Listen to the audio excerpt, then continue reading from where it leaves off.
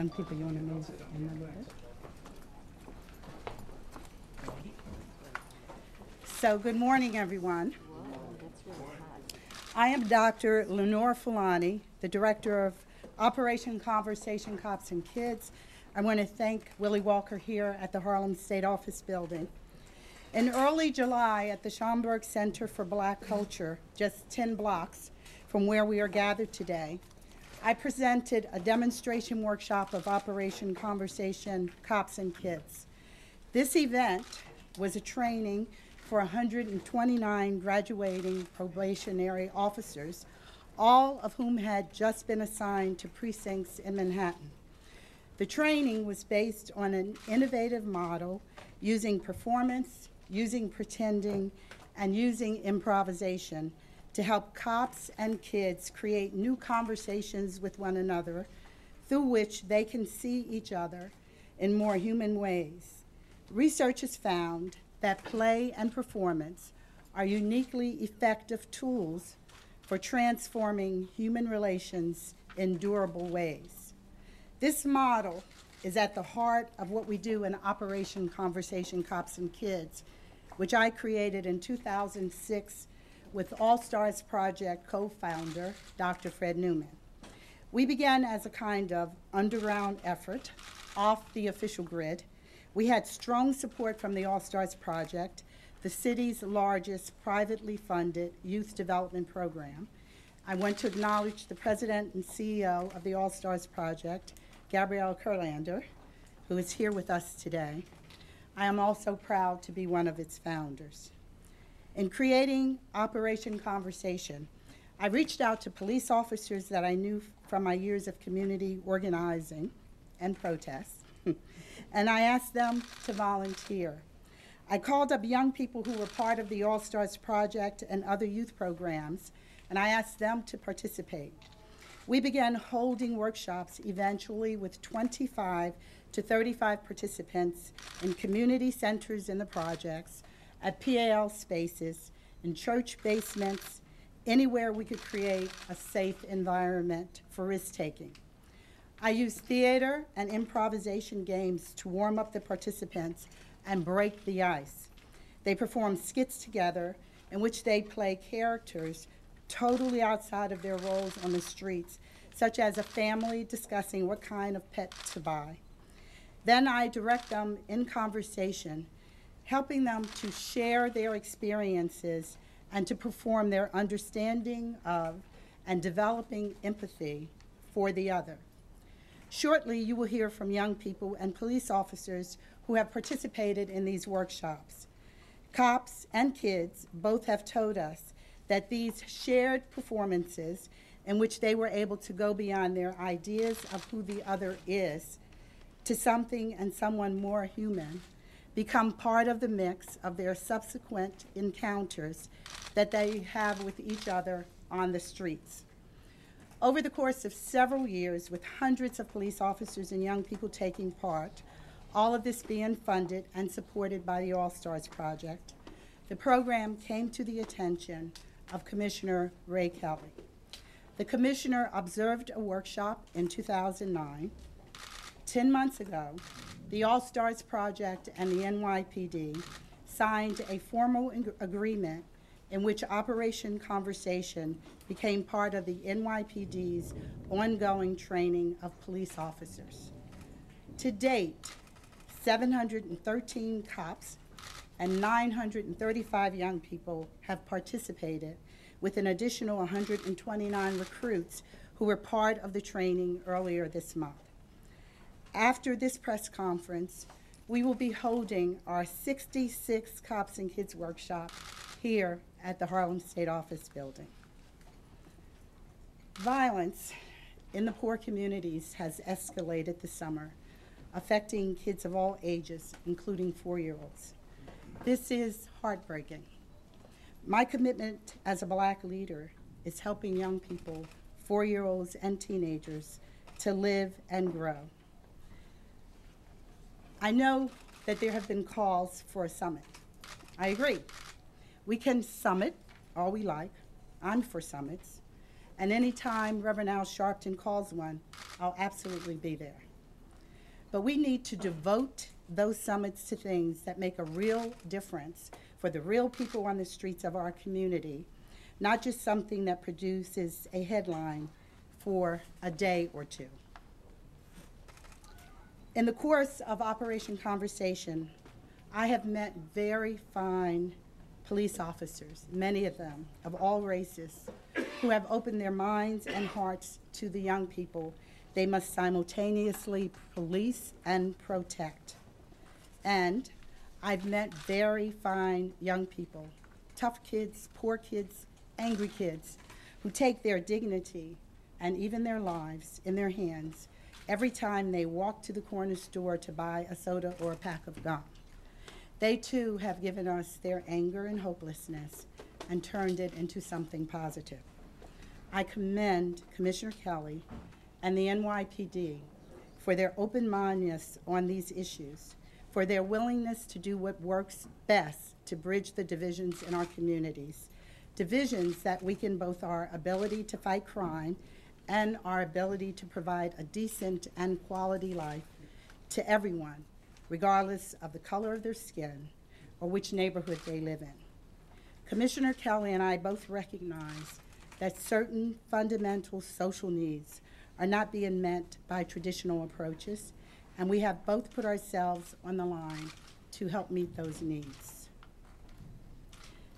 We all do need to speak out about violence in poor communities, Commissioner Kelly. You're right about that.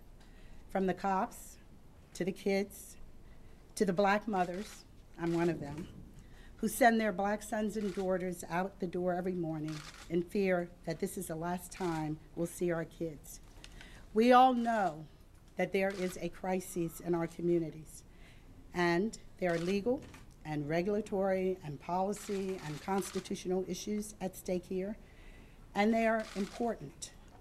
But there are also human issues here. There are developmental issues here. There are tough questions about how we're going to grow and develop our young people and their parents and our police force and our communities to get beyond violence and crime and poverty. Operation Conversation was built to help create those answers, and I am very, very proud to lead it. Thank you.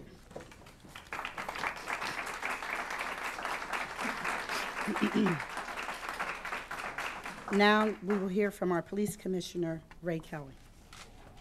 Thank you. I want to thank Dr. Fulani for inviting me today, and I want to thank her for her vision in putting this program together. I also want to recognize two very important leaders in the community, Jackie Rowe Adams, the co-founder of Harlem Mothers Saved, and Lisa Kenner, president of the Van Dyke Residents Association, who came here all the way from Brooklyn. I want to thank them for their courage and commitment to ending gun violence and protecting young people in our city. It's been said that the first ingredient of conversation is truth. Today, New York City police officers and young people will have the opportunity to speak openly and candidly, to share their experiences and participate in role-playing exercises. Their goal, and the goal of every participant in this program, is to overcome stereotypes, to break down barriers, and to foster the trust that is so essential to building strong police-community relations. Together, the police and the community have made this city far safer. Crime is down by more than 80% from where it was 2 decades ago. We brought homicides down to their lowest level in modern history, and we're on track to see another record low in murders this year. But these facts are of little comfort to the family of 4-year-old Lloyd Morgan, who was shot and killed on July 22nd, or the families of 2-year-old Ariana Prince and 13-year-old Kendrell Simpson, who were among 6 people wounded by a drive-by shooting Sunday evening in Brooklyn. As these and other recent tragedies remind us, we still have a great deal of work to do to stop the violence and protect some of our city's most vulnerable residents. We're especially concerned about the disproportionate impact of illegal guns on Black and Hispanic New Yorkers. These groups account for 96% of the shooting victims last year. The numbers have been consistent over time. And they helped explain why the police have a disproportionately high level of contact with minority youth. We're doing everything we can to save lives by removing guns from our streets and by reaching out to young people to give them positive alternatives.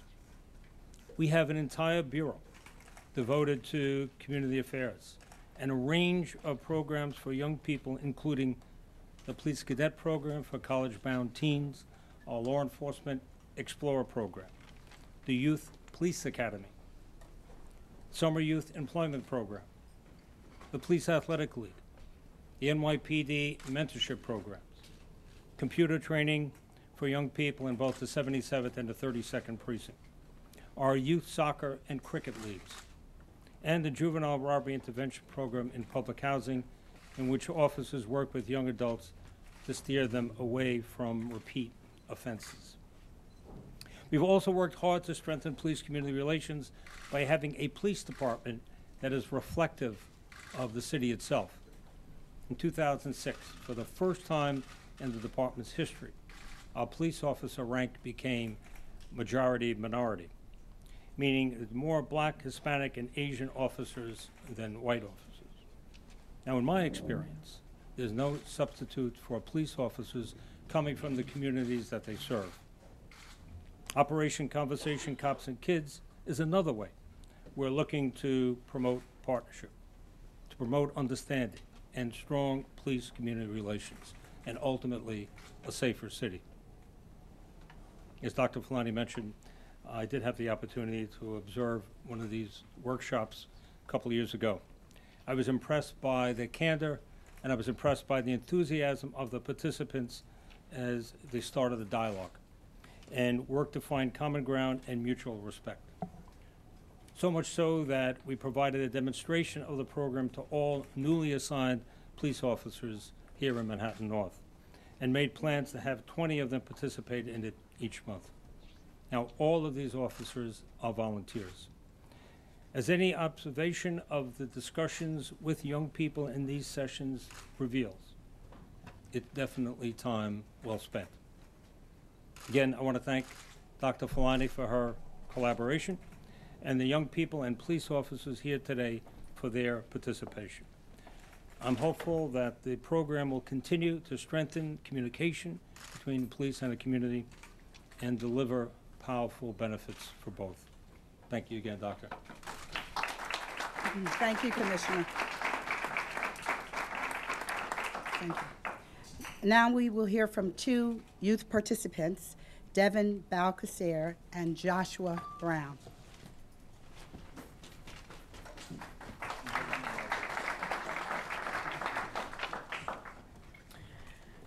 My name is Devin Balcacer. I'm 19 years old and I live in Jamaica, Queens.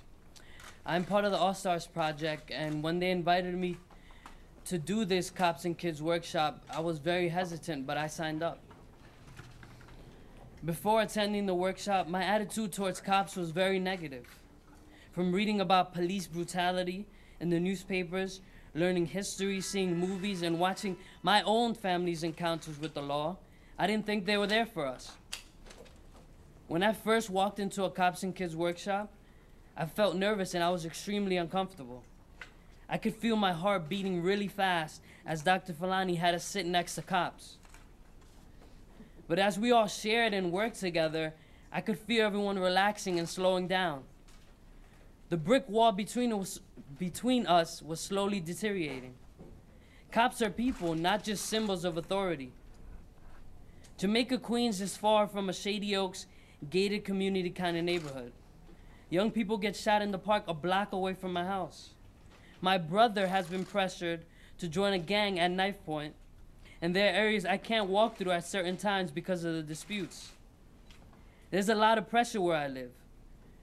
The Cops and Kids workshop gives us a chance to express these kinds of pressures and concerns, to let it all hang out.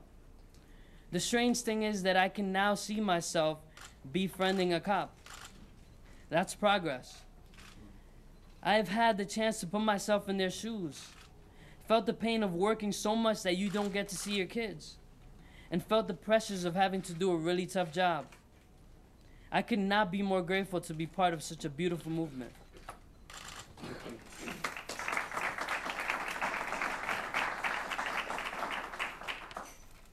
My name is Joshua Brown, and I live in Brownsville, Brooklyn. I'm 17 years old, and I will be finishing up high school in the fall. I walk through my neighborhood, and there are a lot of cops. To me and my friends, once you have on that uniform, even if you're the most kind and caring person in the world, you're an enemy. Where I'm from, a conversation with a police officer usually means that you're snitching.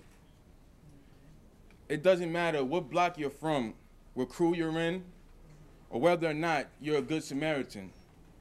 There is always tension between young people and police. I got involved in Cops and Kids through the Osage. They asked us if we wanted to participate, and I'm not really sure why I said yes, but I did. At the Cops and Kids workshop, I got a chance to sit in a room with police officers in uniform. Usually, if cops and young people are in the same room together, somebody's going to jail. It was very uncomfortable, and I never thought that I would be in that situation, but I'm glad I was. It definitely had an impact on me. One thing I learned by participating in Cops and Kids is that instead of my first reaction being defensive, I can be calm and let them do their job. A few weeks after the workshop, I was actually stopped for hopping a turnstile because I didn't have any money to get home.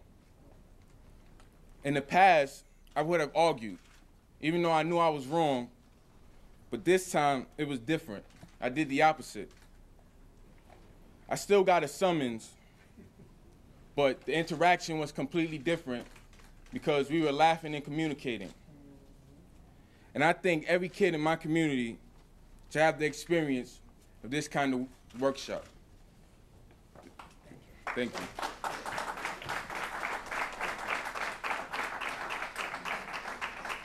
Thank you.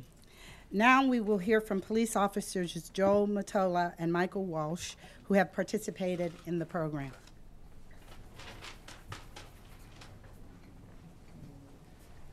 Well, I'd just like to say the program's great. You know, I'd never be able to round up all the teenagers in my precinct, put them in a room, and talk things out. It would just never happen. But with Dr. Filani's program, it is able to happen. We are able to take the police, the teenagers, put them together, and alleviate the tension and make a better community.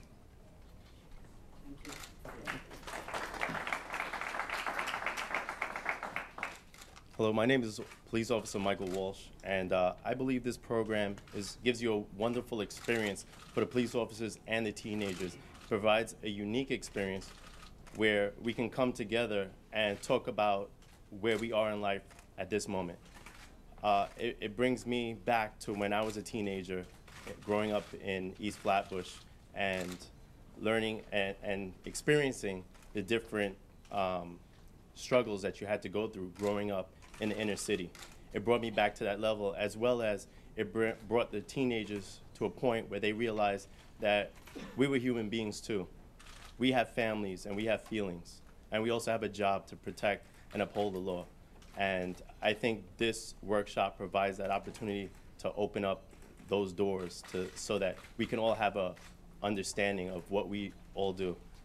Thank you. Thank you.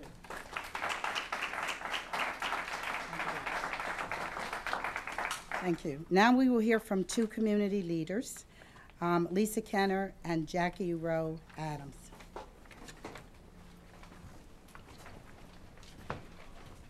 Lisa, you want to finish first?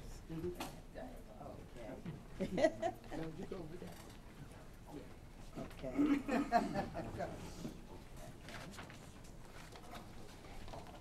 Good morning. My name is Lisa Kenner. I am the resident association president of Van Dyke in Brownsville, Brooklyn. and a member of Grandmother Love Over Violence with the New York Police Department and the clergy. I see two pastors here, Reverend C. Brooks and Reverend Phillips. Good morning. I am pleased to be speaking here today in support of Operation Conversation Cops and Kids. I sponsored one of the first workshops in 2007 in my community at the Van Dyke Community Center, and the second one 7 years later. I live in a community where gunshot rings out all the time. This past year, Chanel Halliburton and I organized a basketball tournament called Rise Up and Stop the Violence between teenagers in the community. We had a day when we had the All-Star game, and we had police officers, black and Latino teenagers playing the game together. It was a great game.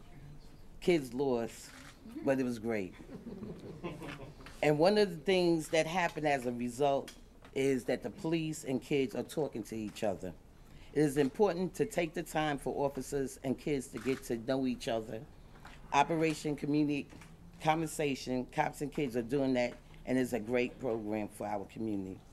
I just want to say, you know, I had to be here, even though my granddaughter's been missing for 5 days, because I really believe in this program. And if kids and cops can sit down at the table and talk, grown-ups can sit down and talk all over the country. So I want to just thank Dr. Filani, and I want to thank Commissioner Kelly. I was proud to be standing here speaking because I really believe in this. Thank you. And look, I had to bring show and tell. I want y'all to see these are kids and cops, but you wouldn't know who's the kids and you wouldn't know who's the cops. Thanks, Lisa.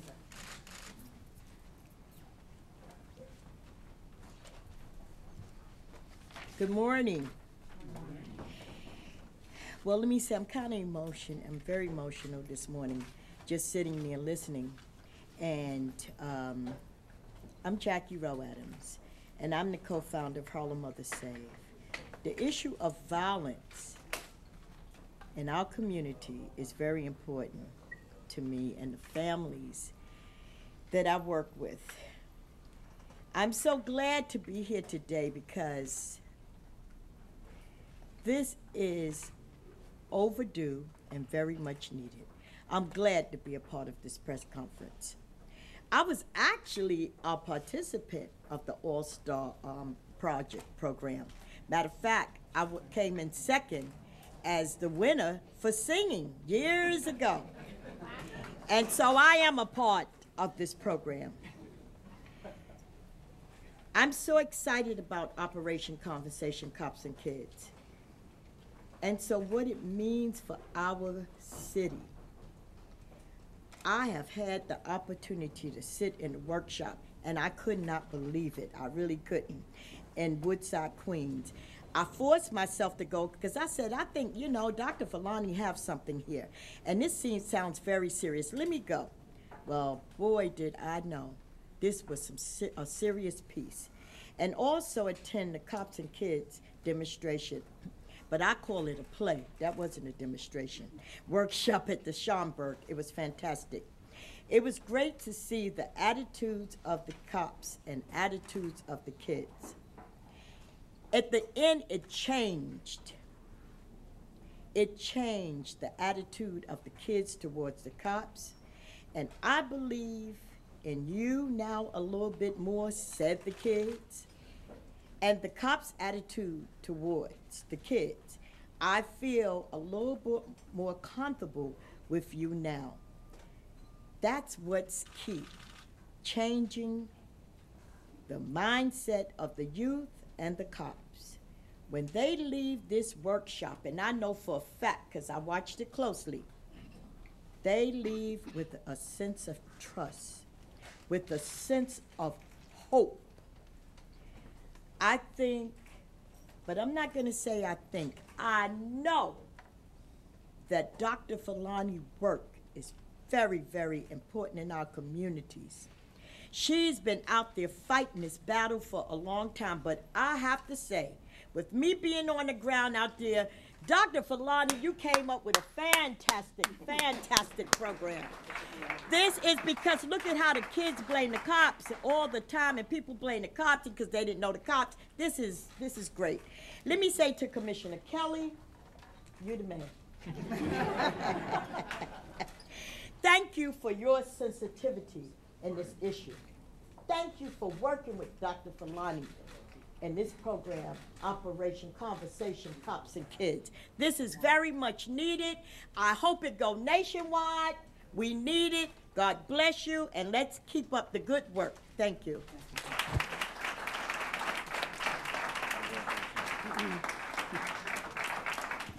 So thank you all. You can give everybody a round of applause. We're open for questions. Dr. Fulani, you said there's a crisis in the community. What can you talk about what that crisis is and describe, what you're seeing? Is there are too many guns on the street? What is the crisis that you're speaking about? Where I start is with the poverty in the community. There's an economic crisis in the country, and poor people don't have a cushion. And the kids are having a hard time. And they need to be in programs. They need to be supported. They need to build key relationships. And that's our job. So I think the crisis is reflective of the crises in the country, and it shows itself in different ways. And I think poverty is very, very, very violent, if you will. And we need to do something about that. And we also need to make sure that young people have a voice. When you speak about that poverty, are you saying that these kids are homeless, they don't have food, their parents are out of work? Can you explain what's going on in the neighborhoods that this is resulting into violence? Well, I don't know, you should walk through Bed-Stuy. I walk through, but I can't say. Oh, okay, then I hear you. Poverty has to do with how much money you make. And a lot of people in our communities make $25,000 and they have a year and they have 8 kids. It has to do, I think, with the disparity in the educational system. Kids who go to schools in our community have a less good education than kids who don't. It has to do with people not having jobs. It has to do with lots of things, depending on which grouping you're talking about. The poverty in the African American community is equal to what it was when Dr. King died in 1968. So this is something that I am deeply concerned about, and I think that it has an impact on how people live their lives. Question for Commissioner Kelly? Yeah. Dr. Fulani has a long history in politics in the city, and some of it's been a little controversial. I'm just wondering if there was any reluctance to partner with her, and what do you make of that? We're focused on this program, as Dr. Fulani said. I visited the program a few years ago. We've had certainly a lot of dialogue on this issue. So this is, I think, a program that has a lot of potential, done good already. You can hear from the officers who participated and the young men. So we're looking at the 4 corners, you might say, of this program, and I want to commend Dr. Fulani for her initiative in putting it together. Yeah. Commissioner, you mentioned that this is a volunteer program for police officers. Do you ever think there'll be a day when it is required or part of police academy training? I'm not going to, look down the road, but in terms of demonstration, seeing it, on a stage, or it may be incorporated into police academy training. But really, what we're talking about is participation. The actual dialogue or interaction that is the volunteer aspect of the program. I think it'll always remain like that. This is for Dr. Fulani and Commissioner Kelly. Yesterday, Mayor Bloomberg said that community programs have very little impact in terms of reducing crime and the type of gun violence that we're seeing. And the feel-good programs are nice, but they don't really accomplish much. What is both of your reaction to that? I think I agree that feel-good programs don't accomplish much. What young people need is developmental programs. They need to be exposed to the world. They need to go places that kids who come from more privileged communities go to. They don't need to just be in a room. A lot of the after-school programs focus on remediation. You can't remediate people. If you want our young people to develop as learners, you have to expose them to the world, and that's very, very important and very critical. So I think it depends on the quality of the program. The programs that are good, and the programs that aren't good are terrible. And what communities are you currently active in? Harlem and any other neighborhoods? Well, the All Stars Project is, first of all, we're national. We're in Newark, we're in California, and we're also in Chicago. And here in New York City, we grew up in the community, so we're in every community. If you go into project housing in almost any place in the city, there are 3 generations of people who have gone through the Talent Show Network. But I mean in terms of the program, the piece with the police department. We do that all over the city. We're available, and as I said, we've done 1,700 or so workshops. And how do you fund this? Because that was another issue that came up yesterday. How do we find what? How is the program, such an extensive program, how is it funded? It's funded through the All Stars Project. In terms of, Dr. Fletcher, in terms of gun violence, I mean, what is this program doing to address any of that, or are you doing any of that in terms of the gun violence, the guns within the community? And supporting people who are working to get them out of the community, like the Commissioner